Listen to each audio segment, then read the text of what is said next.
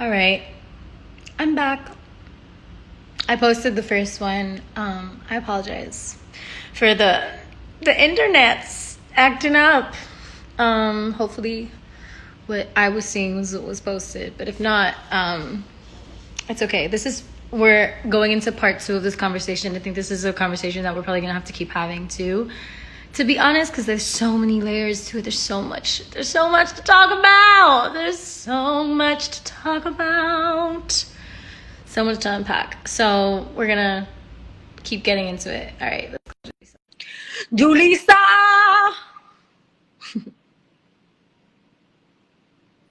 Waiting on you. Yes. Here I am. Yes. So much to talk about and sing about and express ourselves in several ways. No, for real. I really think that this is such an awesome moment in Yeah, time. I've been writing like crazy. Yeah, I just started I'm like halfway through a spoken word that I started writing, and I'm like, damn, the words are coming because They're the flowing. Spirit is working. Yeah, it's definitely a moment in time, and we're gonna see a lot of art. I mean, I think one thing, like in a weird way, like when we're trying to stand in gratitude in the middle of all this chaos, I think something to be grateful for is the way in which people have found their voices and are just expressing them in so many multitudes of ways and touching so many different audiences that it warms my heart, like, you know what I mean, to know that everybody has a voice of someone who's willing to speak. And like conversations like these, right, like I'm a voice, and I'm like, a Bronx Latina, but like, Miami, right? Like Miami can hear me and the Bronx needs to hear you, right? And like just like the ways in which we're finding these intersections. And what I was gonna say before we went off the live is that another huge intersection that I want to shout out that I think our communities need to sort of do the work for, to show up for, is the LGBTQAI plus community. Oh my God. We need to start showing up for them in a way that we haven't been. And I know that that's a tough one, right? Because that really taps on people's beliefs in a very specific way. And I get it. I understand. I grew up in a Christian household, and I've heard all the reasons and all the stories as to why. I know. But guys, it's an old mentality, and we need to understand where our scriptures have been co-opted from, because it is not that scripture and believing things are not worthy. Like Jesus is not our savior. Yeah, like, I'm not anti-religion or belief in any sort of way, but it's about understanding how the stories were passed down. We've all played the telephone game. We know how that happens, and we need to understand that in some cases it was intentional, the ways that the words were distorted. Our connection to spirit is ours, and it lives within us, and it has nothing to do with the construct. But there's nothing wrong with following a system that feels right for you and how you want to, have that relationship, essentially. Yeah. You know what I mean? And we need to dismantle that, because if that's at the core of why we think it's okay that people like Ayanna Dior, who got beat up by 30 men in a store, or Tony McDade, who got killed right around the same time as George Floyd, and no one is saying his name, you know what I mean? He's our trans brother. We need to be there to support each other, and that work is important. And listen, as a cis woman, it is important for me to show up, because I have brothers and sisters in my community who need me to show up, who show up for me. Amen. Who show up for me. And so that is so important. And it's Pride Month, guys. Don't get it twisted. Don't get it twisted to say, we can't celebrate Pride. We celebrate Pride because Stonewall was a riot led by Marsha Black Johnson, trans who was woman. a Black trans woman, Marsha. You know Johnson, what I mean? Like, we started that. That is our history. We are that.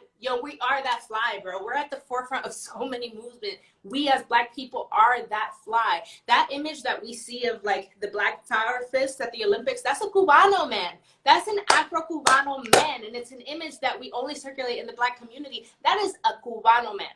You understand? Like, it is important that we understand the associations and the intersections, but it has to also include the LGBTQAI plus community. It cannot just be, Afro-Latinos are also Latinos. It goes past that. It is time. We are in a revolution. No more of the bullshit. It is time to cut the shit. It is time to call people out. And let me tell you something. I always say, pay attention to the corporations, because this is a capitalist society. When you see corporations scattering like fucking roaches because they are scared to lose your dollar, understand your power. Understand your Understand power in it. that movement. You have to understand your power, and we have to shift the ways in which we circulate our energy. Going back to what you were saying, there's not giving us a lot of input, but we sure as hell give them a lot of output. Output is your dollar. Oh It's your my. dollar, sweetie. Like, where do you invest it? You're mad they burned down a Target. Oh, you're bad. You're mad about that, but you're not supporting the small business in your community. But then you're also mad they looted it, but you're not about to go shop there once Target's open again, are you? You have to understand, you know what I mean? Yes. Like, the ways in which you have to show up. The Like, power that we have as a community. I mean, I wholeheartedly agree with you on the message of, right, in all of these conversations, the intersection of, you know, LGBTQIA plus communities visibility is pertinent, because there is no liberation without everyone's liberation. That is yes, just a fact of life. You can't, like, and this is again like in one of the many ways that I was schooled about, like the reform, like trying to go with the reform angle of things, is like, you can't take baby steps towards people's freedom. You can't take baby steps towards understanding that we are all worth, at the very least, okay, we are worth understanding that each one of right, us life is worthy. You right. know, we all are meant to be alive simply because we are alive. We are Yeah, taking up the space we are and breathing. There's no extra explanation for it. Like, right. that's why we deserve it. It's because we're here and we're alive. Like, And they're so lucky that we are just looking for equal rights and that we're not looking for revenge. I Let me saw make that very clear. Kimberly, oh, what is her last name? I think Johnson. I don't wanna misspeak, but I saw this beautiful black woman who was really proclaiming, like, she spoke for like 6 minutes about this exact thing. She's like, you're lucky that, like, we're looking for equality and that we're not looking for revenge, and that is the truth beyond truth. And I think that at the end of the day is the at the real core as to why white people are refusing to look at this moment, Mm-hmm. are the ones that are refusing to look at this moment and not grow.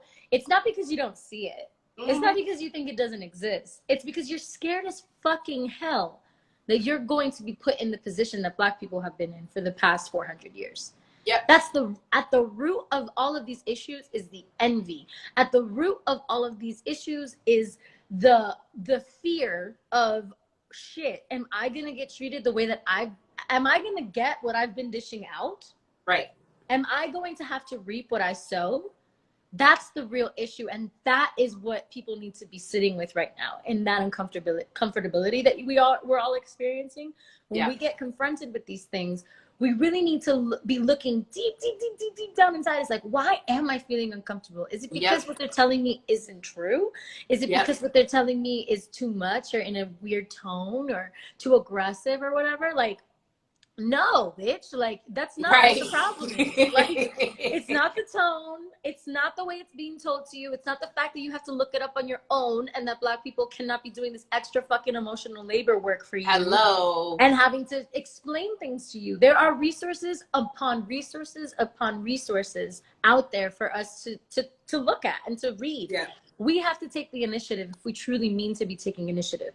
We have to make the move to be better for ourselves and have these uncomfortable conversations with our family members, and have these uncomfortable conversations with our neighbors and our sisters and our cousins and whoever the hell else has the audacity to still not believe in human life. Yep. You know what I mean? Like, we're above that. Yep. And it sucks because I feel like a lot of black people are being put in a position where they have to be nice about whether or not they're going to educate somebody about what they've been fucking screaming at the top of their lungs for I don't even know how long at this point. Forever. You know what I mean? It's not their responsibility, and we have to just come to terms with that. And we cannot police the way that they tell us that. Like we need to take the policia out of our own minds and heads and hearts. Like, that little white supremacist that lives in each of our hearts, that shames us when we haven't done enough, or shames us when we're not productive enough, or shames us because we were wrong. Like, we really need to get over that little bitch, and we really need to get acquainted with our higher selves and the people that we're meant to become, because they don't have time for the petty, like, self-sorry bullshit right now. Right. You have to take yourself out of the equation, and you really have to look at, how have I been complicit in these systems? What am I doing from my corner of the earth, from my body, to make this world a more progressive place and to make this place safer for my Black brothers and sisters across the board, and folks, non-binary folks as well, and our trans brothers and sisters. Like, everyone is included in the conversation because we're all human beings.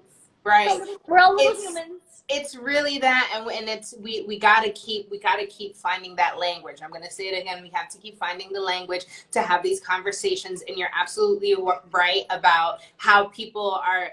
There's a lot of performative activism right now. Oh my God. There's a lot of people, like, I love my friends, but I have a lot of my white friends who feel the need to reach out to me to, one, make sure I'm good, which I'm okay with that. Thank you for checking in on me. But number two, then list all the things that they've done, almost like, and then here's my list. So I'm not on the naughty list, right? Because I signed this petition and I donated here. It's that intrinsic guilt that it's like, am I doing enough? Like, am I approved of is this enough for me to prove that I love you?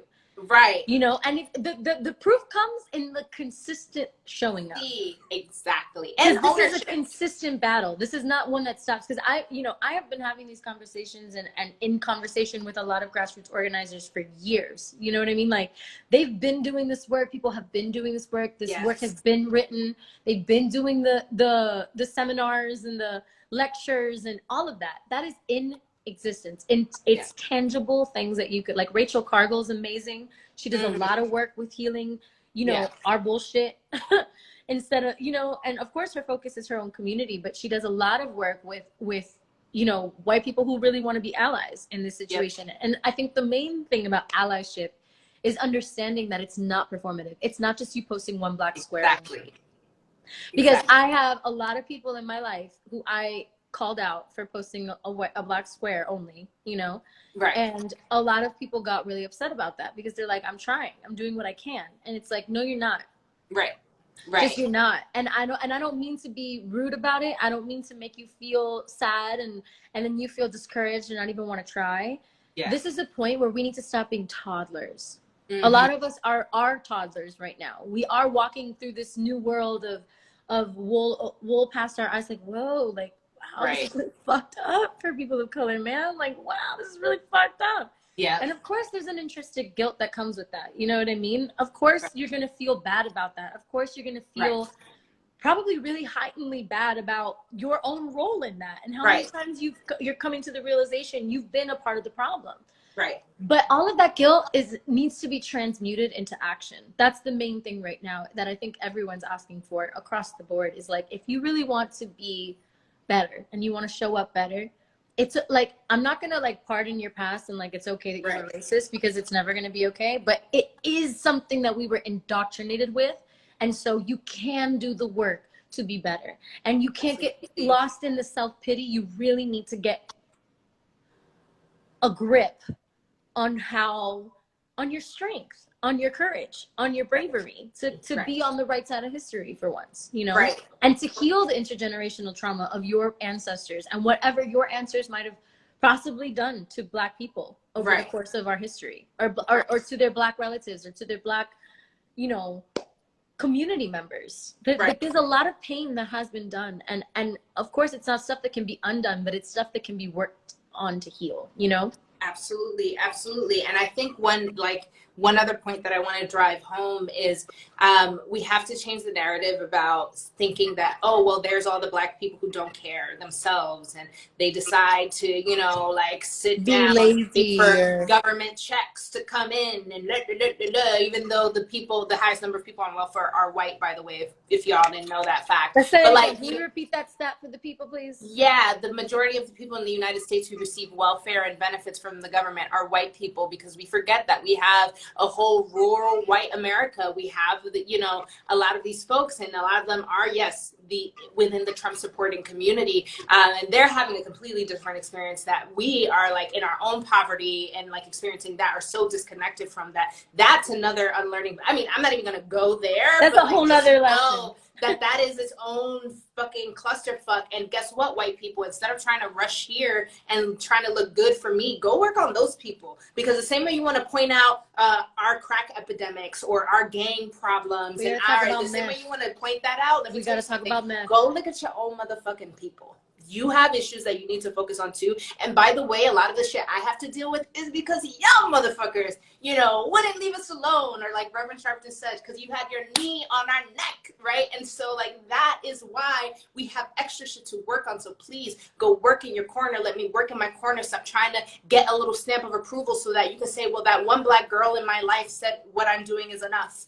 Fuck the one Black person or two Black people in your life. We're talking about an entire community, an entire movement. And if that one Black person also doesn't understand the depth of their movement, then it's not their job to cover all those bases for you. You need to meet all the Black people at all of the intersections to do the work. It is your job. And it has been in your face. And I feel like a lot of people, the hard part is going to be looking back at their lives and thinking about all the moments where they saw that shit and they turned away. And listen, not every Black person is going to be there to call you out, but it's your job to sit with the truth of what you know about how you've behaved or have not behaved. Because guess what? George Floyd's death is not any more or less horrendous than all of the deaths that have happened in 2020 alone, in 2019 alone. I mean, you want to go back to 16, 19. It is not the worst. The only reason that it is that we are this passionate is because we are in a moment in time where we have the power to make enough. And if we slow the fuck down and if we stay tied to our fears, because at the end of the day, I have a spiritual advisor. She always says fear is false evidence appearing as real, right? False evidence as appearing real. Her name is Readings by Vida. Incredible woman, right? But that is so true. It is false evidence appearing real. And so we have to understand what is the truth. What is the truth? And if you're afraid of the truth, then understand that and own where you're staying stagnant. Because I'm fine with people who are like, you can talk me to death, Julissa. I don't give a fuck. My life is my life. And I believe what I believe. That's fine. Understand you are making a choice to be stagnant. And I won't even call it right or wrong, but the consequences will be what they are, period. And you have to deal with that. So ownership. You better speak to them. Ownership. You know, Yes. I'm tired, girl. I'm tired of this. I've been to literally my first job. I've not been unemployed since the age of 14. My first job was at my local council person's office because I was like, oh, that's an opportunity. We need to fix where we're at. We've always needed to fix where we're at. We didn't need police to be killing us to know that we needed to fix where we've been at. Amen. This is bigger than George Floyd. Stop hopping off the activism train because you think it's not your community. It is this country's revolution right now because the United States is a Black country because Black people built it. Okay? So this is our history. It's not just Black history. We're living in American history right now. Honestly, when people complain about like the property being destroyed, I laugh. I really do. Laughable. I laugh because I'm like, that's not even like. First of all, we're on native territory. Right. You have literally put natives onto reservations. Yeah. And told them that that's the only space that they're allowed to have, even though this whole entire space was theirs. And we violate their treaties to this day. And you want to talk about property? Yep. You want to talk about what's owned and what is not owned? Or what is earned and what is not earned? Or what is deserved and what is not deserved? Okay. We can get into those conversations, but they're pretty deep. And I don't think a lot of people want to hear the truth. Yeah, girl.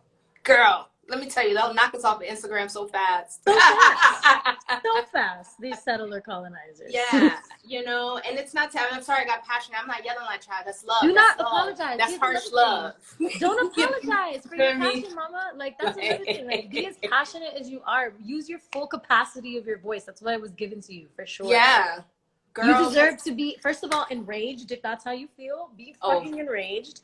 You feel passionate, you feel triste, you feel whatever you feel all of the feels, you know?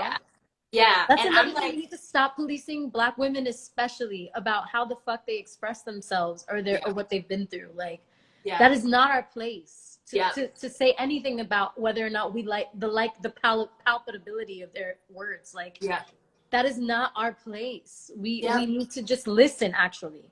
And granted, if you feel like you're being talked at, if you feel like you're being talked to, you need to sit with why you feel that way. Right. That's probably that anger that you're feeling towards you is not anger towards you. It's anger towards a very it's a blanket statement at this point. So if it pertains to you and it affects you to where you feel called out by the energy at which this person is speaking, then you've got work to do. It always goes back to us.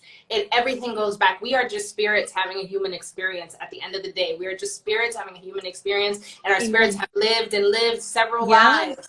And all that wisdom, and every time your intuition speaks at you, it's not just the moment of now, it's the history of back then when, and that spirit saying, we did this already. We did this already.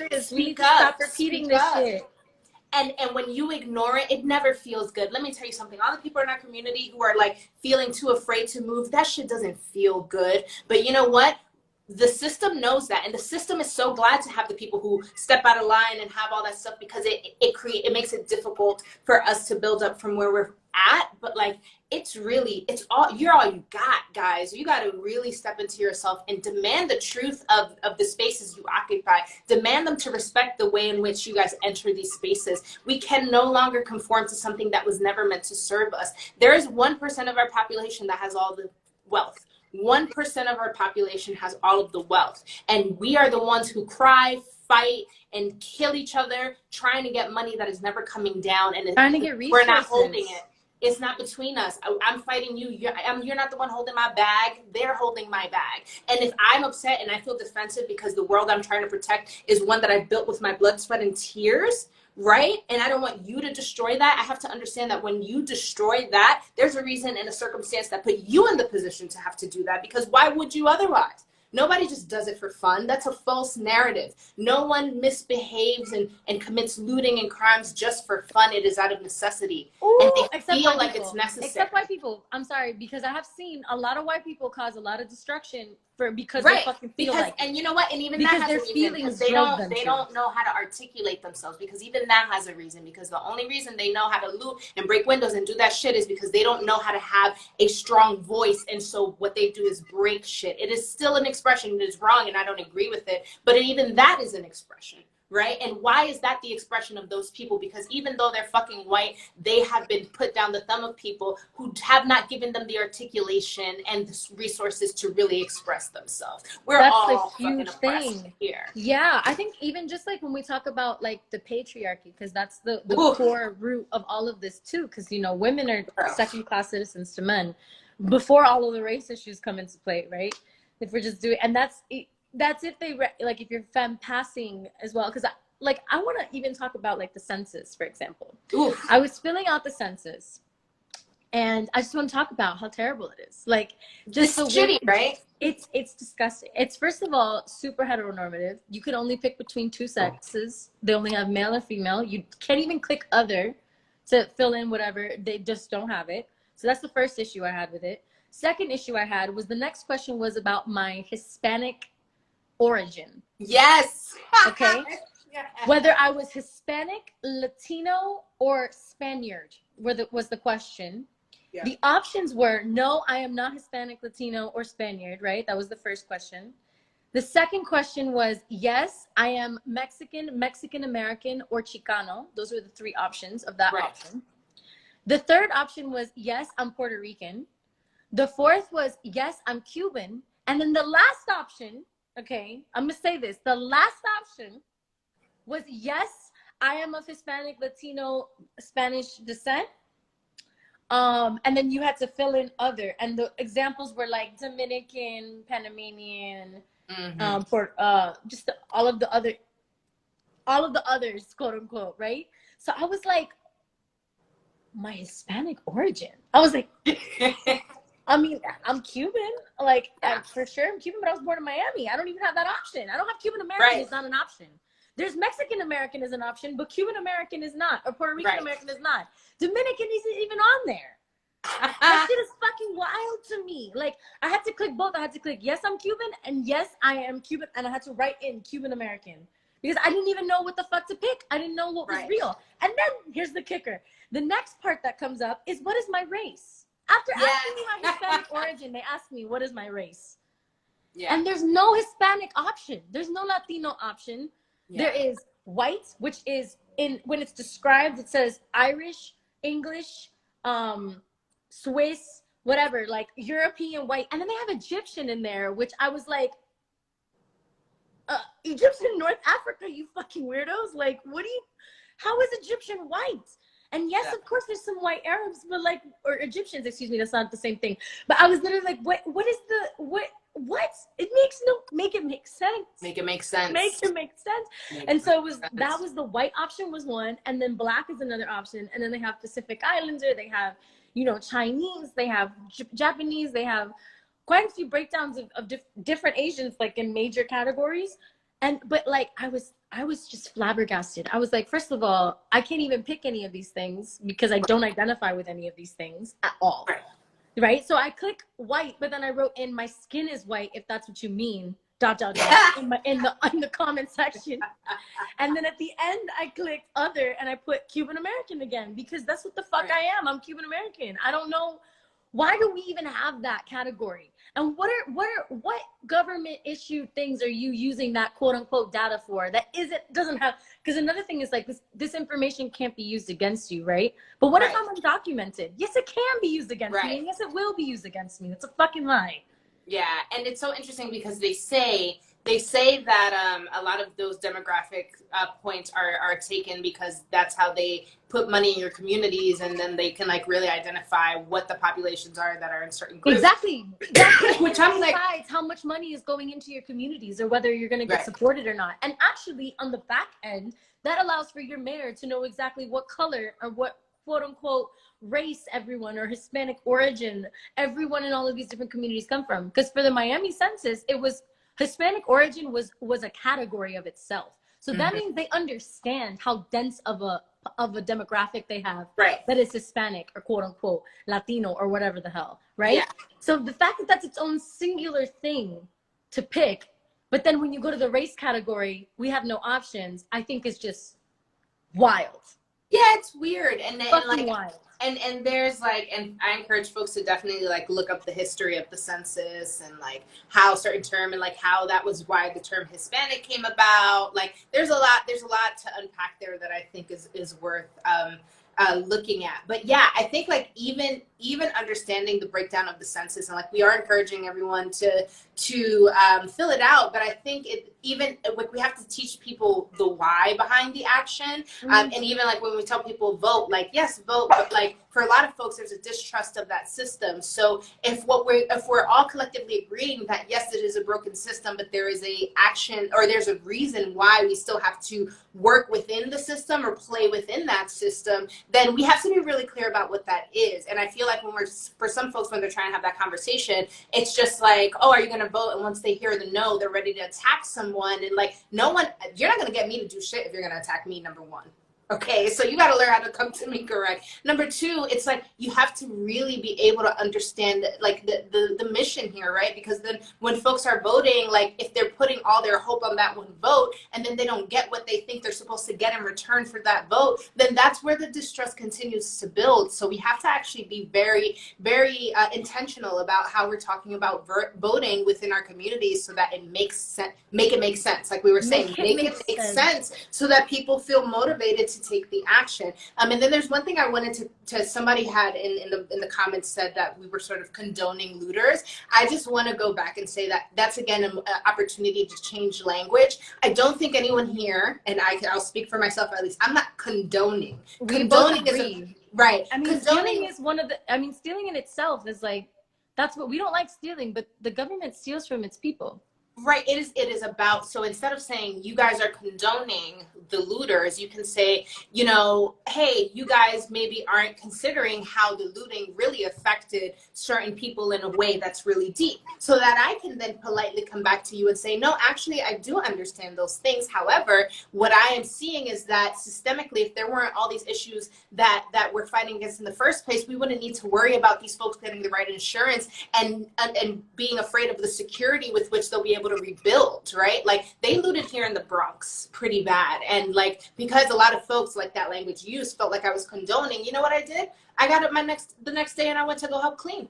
Because great, you know what? If I'm going to stand behind the message of what I'm saying, I'm also willing to understand the layers of it. And the layer is that even though I felt that way, the person who shot I went to go help clean certainly doesn't agree with me, but I still am here for that person. So I'm showing up. So here I am with a broom because I understand that of how this affected you. And that's how you show up. It is a 360. It is a holistic thing. It's not just one direction that we're looking at and how we help. And we have to really think about that. So I just wanted to sort of address that because I know that that's something a lot of people feel like, oh, people are condoning. It's not about condoning. It's about understanding and reframing and then tackling from there. Yeah. It's also even having that conversation about like why it's okay, like why it's cool if Target gets looted, because Target has that major insurance. You know, Target is a major corporation that can replace all of that stuff versus a small business who doesn't have that insurance and who more than likely didn't get a business loan from the bank to have built up and actually saved all of their shit to create their small business. One thing I am also seeing is mutual aid efforts to help rebuild Black businesses and help rebuild small businesses. That's the things that we're not talking about when we're having these conversations, is the way that the community is still showing up for these small businesses to make sure that they don't just get lost in the dust, you know? Because another thing about these looting and rioting that's going on or whatever, the looting, when we're talking about why people do that, you know, that is a lot of people's only opportunity in their minds to be able to get the things that they need. Their necessities. You know, so yeah, they do wait for that opportunity to be able to do that. And that's not, again, I'm not referring to every single person at all in any way, shape, or form. And I'm definitely not, I want it to be very clear that protesters are a separate group of people. Exactly. There are more than, and the majority of people there are not there to steal things. You know what I mean? Like at all. But again, when we're talking about why these circumstances create a scenario where someone feels like they can go looting, right? We have to talk about people's disparity, man. The fact that people are in situations where they feel like that might be their only opportunity to get things that they are told they need by society. Because also we have a society who has a lot of, you know, mainstream artists, a lot of politicians, a lot of, you know, socialites that tell everybody they're worthless if they don't have money, and they're worthless if they don't have money. Exactly. That's so what I was gonna what say. do you think that's going to be doing to an uneducated populace? You taught us to loot. You taught us that before the importance of a life comes the importance of our materialism and how we can flex. You taught us that. Like, you know what I mean? And whether or not we perpetuated that is a whole other conversation, but we perpetuated it because we were trying to make sure that we had the status as well. Everybody wants to be down. Everybody wants the status. We were following orders, okay? So this idea that it's innate and it's because I've seen a lot of it. No, esos mono. Esos son mono que se ponen whatever, calling Black people monkeys and trying to compare us to animals in the way that you were conditioned to believe, because that's another thing, a huge point. I can't believe I haven't even said this already. The whole problem in this situation is that people have been trained to be desensitized to the oppression of Black lives. Amen. People have been desensitized to the destruction of Black lives, of Black business, of Black people. We can see it over and over again. Why? Because our media teaches it. Because when we watch Oscar-winning movies, they're all about fucking slavery and watching us get whipped. You know what I mean? Like, because when we, you know, we're very selective about the lenses. When we wanted to introduce gangster rap, we wanted to make sure everybody knew they were criminals and didn't listen to the nuances of the lyrics. Right? Like, there's just so many ways that they control the narrative, and we get spoon-fed it, and we don't know how to spit it back in their face. But they sure as hell know how to take what we try to give them and inform them with and spit it back in our faces. Oh, really quick. I think that that's something even like in dynamics of argument. Like, I think we've all learned the way that people are supposed to argue. The way we argue with one another is to throw other things in each other's face. Like, I find that a lot of the time when I'm trying to argue with someone or about why this is a relevant movement that everyone should be, you know, in tandem with. People just love to bring up past and just be like, oh, well, they didn't stand up for me when this happened. And they were never with me when I was bullied when I was younger by Black people. And, you know, because like a lot of Cubans who grew up here, of course, grew up in the poorer parts of Miami, which of course are mostly comprised of people of color, you know. So when you have a white Cuban who is poor and in these neighborhoods, of course, they're probably getting bullied because they're not of the same color. You know what I mean? And because these little kids' experience outside of what they're experiencing right now has been racism. You know? So if they see someone who's not like them in their space, they're going to be racist. That is just like, it's the way that it works. Of course, it's not the same. caliber of racism in any way, because there's totally different ways that systems actually oppress people versus not.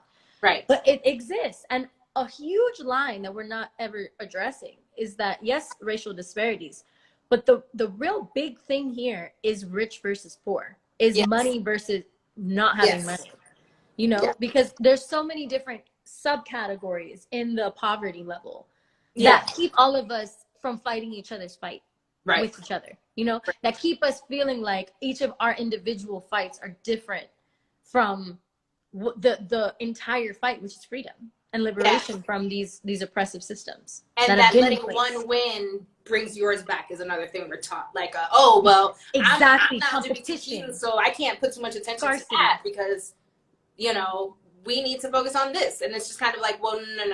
There's the intersections. That's a big word. Listen, for all of you guys, download that vocabulary, intersection. There's so many, because more than two things can be true. So another great word is duality. It can both be true.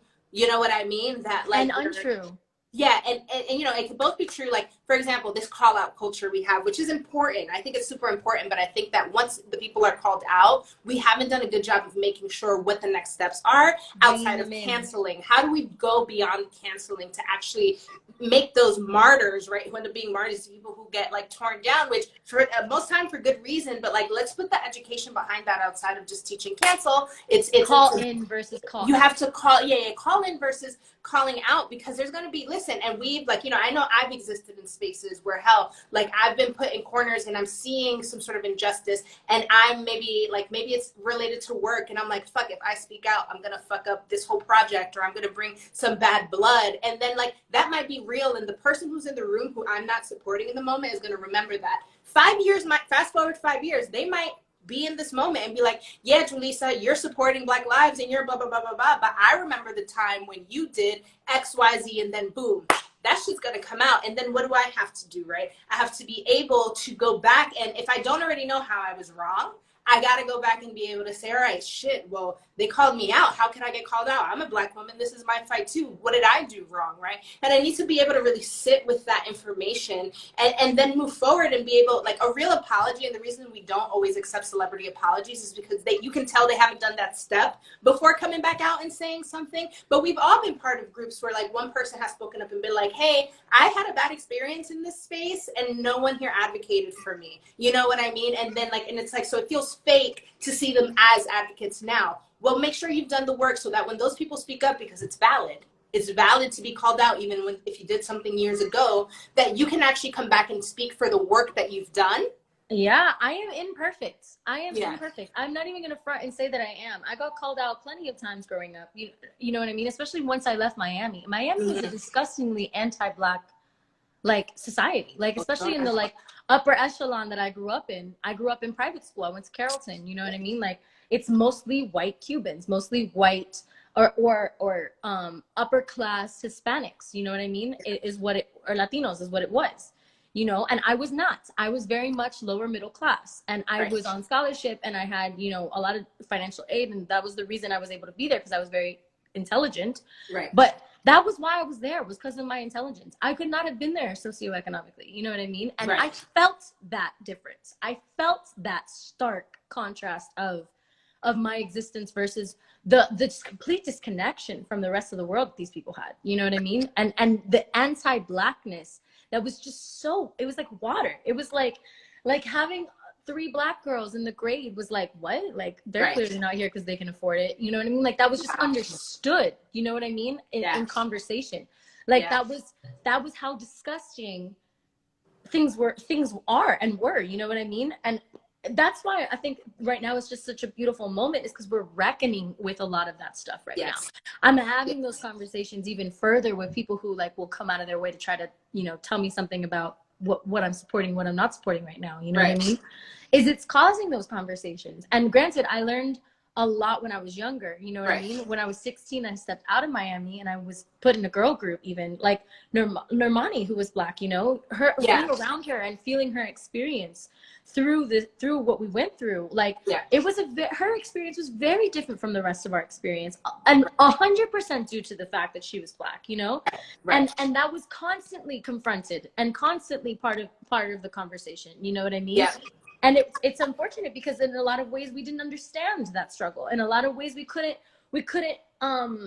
even like make space for that at the time, you know what I mean? Because of what we were going through, you know, and what we were going through on a grander level, industry wise, by the people who were in control of what we were doing. You know what I'm saying?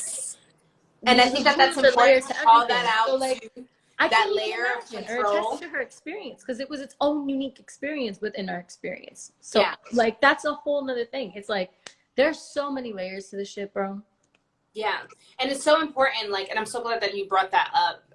You know, because I've heard those stories, and I think like even a moment like this, like you acknowledging it in a moment like this, is so big, and that's just where we have to be. Like, we just know the truth. Let's just speak to it. Speak truth to power. Like, you know what I mean? Like, we kind of just have to have these uncomfortable moments and these conversations. Look, I had a moment with a friend of mine where he was like, "Wow, look at this old video I dug up from when I was in high school," and I was like reenacting a scene that he had wrote, and like it was my favorite scene, but I was like trying to be Asian, and I had my fingers like this in the video. And so like you know, and it was me literally being like, "Oh my God, I miss your scene so much." And I'm reenacting it, right? So it wasn't a demeaning act, but I still, like, he sent it to me and he was like, "Oh, haha, it looks so funny." And I was like, "That's not funny, and I owe you an apology." Like, it's not funny, and I owe you an apology. And like, and it's, listen, and that's my brother, and it's fine. And like, it wasn't an experience that hurt him in any way, but I have to be able to call out those things because I need him to understand that that's unacceptable behavior from anyone else as well. You know, so like sometimes owning our own shit is so that we are leading by example. That's the most important part. Examples we have. Accountability is it, Yeah. right? Like, we really got to have that conversation. I think is like, we must take accountability, even when it's uncomfortable, even when we don't want to admit to ourselves that we're not the best people. Right. You know, when we don't want, like, that's the main thing, is not wanting to have to feel like a part of our character is someone who's careless or someone who's who's not thoughtful, or someone who intentionally tries to harm people. I know that for the majority of us, of course, the intention is not harm, but the intention versus the impact is a huge part of this conversation. Just because your intention was good does not mean that you had a positive impact on the person you were engaging with. And just because you didn't do that does not make you a bad person, but you choosing to run away from accountability is what makes you a bad person. Does that make sense? It's like you choosing to run away from that and not allowing yourself to be held accountable and reinforcing this idea that like, I'm not racist. I'm not racist. It's like, you might not want to be racist. You might not agree with those ideals, but what you said was, and what you were doing was.